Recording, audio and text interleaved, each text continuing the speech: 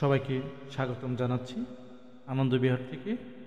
আমার আজকের এই ভিডিওটা থাকছে আনন্দ বিহারকে কেন্দ্র করে। আমার ভিডিওটা যদি ভালো লাগে থাকে অবশ্যই শেয়ার করবেন। কুমিল্লা কোটবাড়িতে ঘুরতে গেলেই বৌদ্ধ ধর্মের প্রত্যন্ত স্থানগুলোর মধ্যে আনন্দ বিহার একটা অন্যতম। এ হচ্ছে আনন্দ বিহার, কুমিল্লা জেলার সদরে কোটবাড়িতে ময়নামতিতে অবস্থিত বাংলাদেশের প্রাচীনতম প্রত্নতান্ত্রিক স্থাপত্যের আনন্দ বিহার অন্যতম।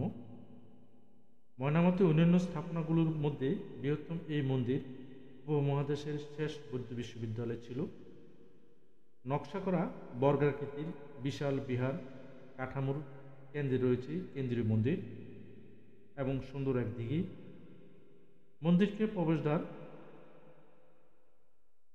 উত্তর দিকে অবস্থিত। মন্দিরের ঘিরে কাঠামোর প্রতিটি ব্যবহার করা হয়েছে সন্ন্যাসীদের কক্ষ।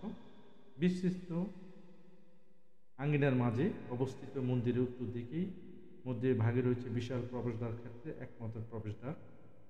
আর বিহার হতে উদ্ধারকৃত বিভিন্ন প্রত্নতাত্ত্বিক নির্দেশগুলোর মধ্যে ৬৩টি রৌপ্য মুদ্রা, তাম্রশাসন, ব্রোঞ্জ মূর্তি, পোড়ামাটির ভাস্কর্য ফলক ও বৃহত্তম পাত্র, মৃৎপাত্র পোড়ানোর কাজে ব্যবহৃত বাটি উল্লেখযোগ্য।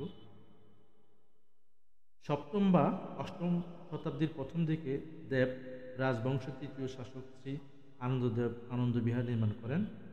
ধারণা করা হয় সপ্তম শতকের শেষ দিকে সমতটের রাজধানী ছিল আনন্দ বিহার। পরবর্তীতে 1944 থেকে 45 খ্রিস্টাব্দে আনন্দ বিহারের খননের কাজ করার লক্ষ্যে যথাযথ কর্তৃপক্ষের দৃষ্টিগোচর করা হয়। বর্তমানে শুধু মন্দিরের দক্ষিণ দিকে খনন কাজ শেষ করা হয়েছে। এই পাশটা আমি এখন দেখছেন যে পাশটা, এটা হলো দক্ষিণ পাশ, এই অংশটুকু খনন করা হয়েছে। বিহারটি ইটের তৈরি, বর্গাকার এবং এর প্রত্যেক বাহুর দৈর্ঘ্য আনুমানিক 190 মিটার। চিরায়তন ধারা বিহারের উত্তর বাহুর কেন্দ্রস্থলে এর প্রধান প্রবেশপথ ছিল। প্রবেশপথের তোরণের দৈর্ঘ্য 30.48 মিটার এবং প্রস্থ 13.72 মিটার, কিন্তু কেবলমাত্র প্রবেশপথের দৈর্ঘ্যই 8.38 মিটার, প্রস্থ 2.29 মিটার।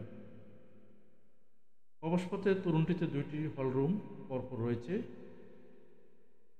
প্রবেশ তোরণের দিকে বিহার অঙ্গনের প্রবেশ করলে প্রথম উন্মুক্ত আঙ্গিনা, আঙ্গিনার বেষ্টন করে চারদিকে সারিবদ্ধ ঘর রয়েছে।